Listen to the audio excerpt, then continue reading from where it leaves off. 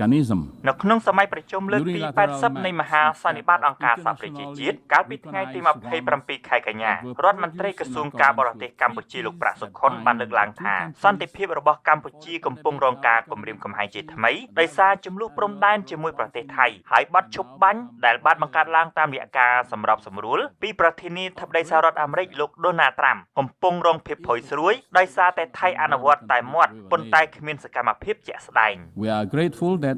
a ceasefire brokered by US President Donald Trump លោកប្រាក់សុខុនបានបន្តថាជារឿងសោកស្ដាយដែលថៃប្រើប្រាស់ផែនទីឯកតោភាគីជំនួសឲ្យផែនទីដែលទទួលស្គាល់ជាអន្តរជាតិនិងធ្វើសកម្មភាពរាប់មិនអស់បំផ្លាញរាល់ការកសាងទំនុកចិត្តនិងសន្តិភាពរវាងប្រទេសទាំងពីរហើយជារឿងគួរឲ្យព្រួយបារម្ភបំផុតសម្រាប់កម្ពុជាគឺថៃគំរាមប្រាយច្បាប់អាញាសឹកដើម្បីបណ្ដេញពលរដ្ឋខ្មែររាប់រយគ្រួសារបន្ថែមទៀតចេញពីភូមិ